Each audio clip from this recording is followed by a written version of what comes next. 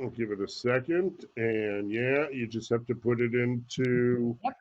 I'll put it in slideshow mode. yeah. And there we go. And I have to admit that I'd never heard of Eswatini. I can imagine, and I've got a little map for you to show everyone where Eswatini is. Good. Thank you very much for inviting me today. Um, I'm originally from Belgium, but I've lived in Eswatini, which used to be Swaziland, for the last 30 odd years. And I've been in language learning environments ever since. At the moment, since a couple of years, I am at the University of Eswatini in an institute for distance education. And my talk today is called Accelerated Transformation of Language Teaching and Learning. And I'm actually thanking COVID-19. I don't think many people will be thanking COVID-19, but I'd like to do that today anyway. So we know that the pandemic has brought a lot of headaches, troubles, hardships, and tumult. But as some have said, there is a silver lining. So just to situate a little bit where I am, I live and work in Eswatini, which is a small kingdom in southern Africa. It's located between South Africa and Mozambique, as you can see on the map, and it has two official languages, English and Siswati. Now, in practice, English can be a first, a second, but also a foreign language for the citizens of Eswatini. So what I want to talk today about is how, because of COVID-19, things have changed quite rapidly in our environment. So before COVID-19, we can definitely say that the traditional ways of teaching and learning languages were followed. Classroom-based, there was the intention to use the communicative approach and learner-centeredness, but the focus often remained just on written language. Since a few years, competency-based education has been brought into the pictures, but not many teachers are adequately trained. And so what was the result? Many stakeholders were and are not happy with the way languages were taught. Now, Harari, in his 21 lessons for the 21st century, outlines how schools continue to focus on traditional academic skills and rote learning, rather than on skills such as critical thinking and adaptability. And we all know that COVID-19 has taught us that we need to be adaptable, we need to be flexible.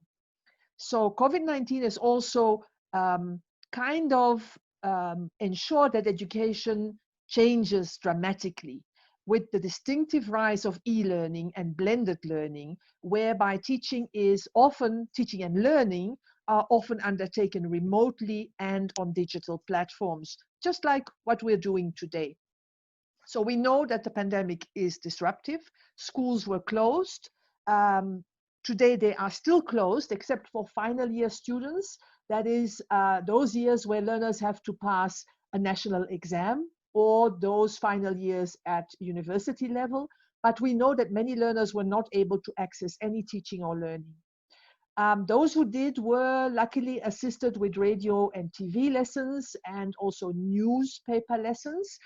And in higher education, it has been online teaching and learning that has been ongoing, but there have been many, many challenges related to infrastructure, to internet access, to digital literacy, etc.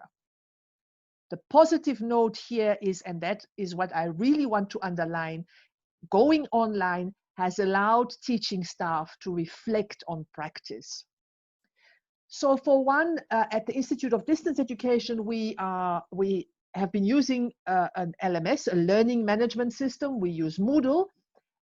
We were doing so for quite some time, but COVID-19 has allowed us to really use this online environment in a much more effective way.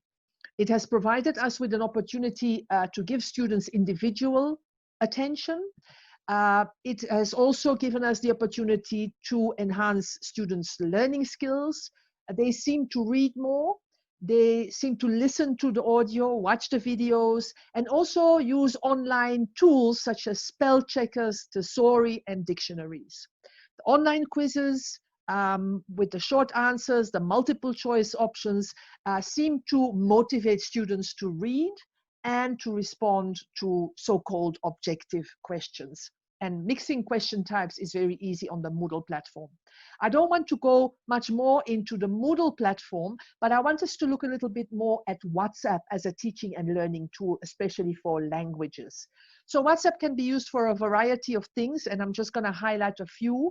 Hold synchronous and asynchronous interactions, so it's a discussion tool, but also produce and disseminate videos and podcasts, promote cooperation and collaboration between peers, assess student participation, motivate and stimulate students, and that is always very important when it comes to language learning.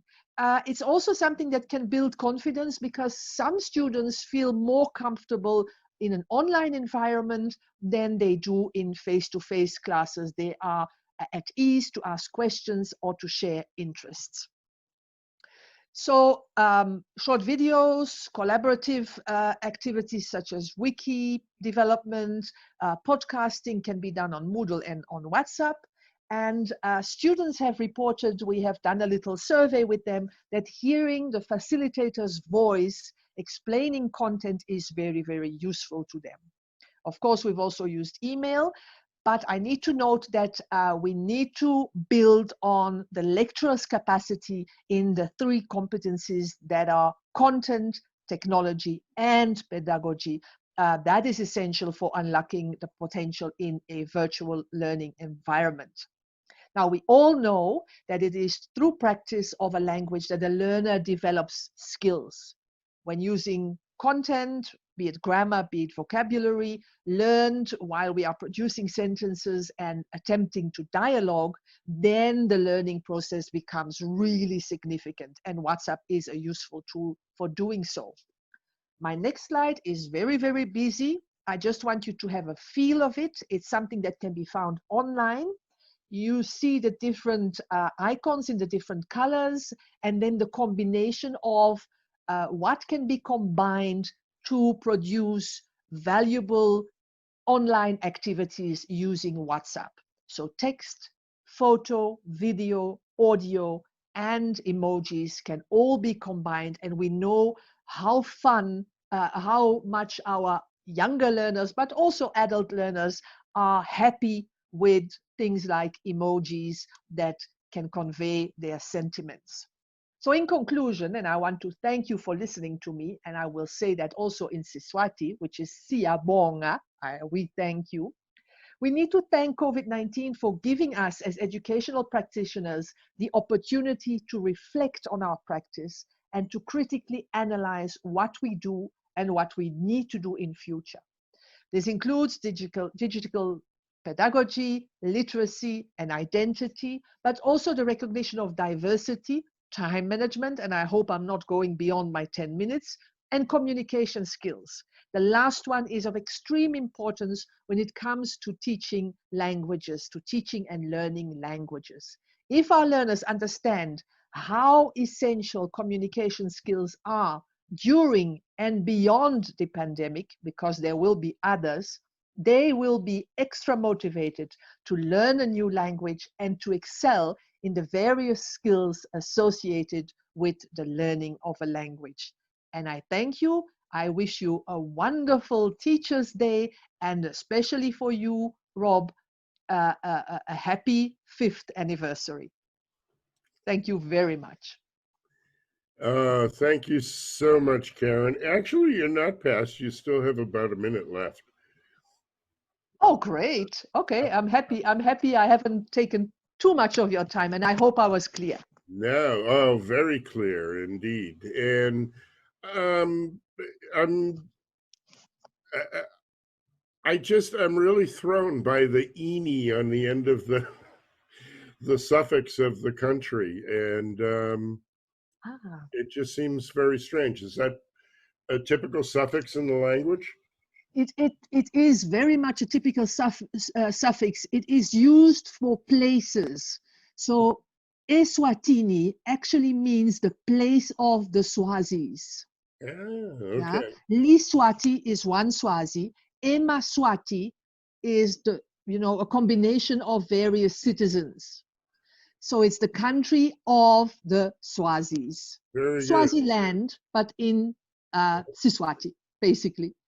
So for me, a martini would be the place of a Walmart. No, I'm kidding. I feel sorry for you if that's what a martini conjures up in your mind. Yeah. All right, Karen, that was wonderful. Thank you so much. And Thank you. and I'm glad we connected, and I hope to have you again for some more talks. Excellent. Thank you very much. And Okay. congratulations once again. Thanks again.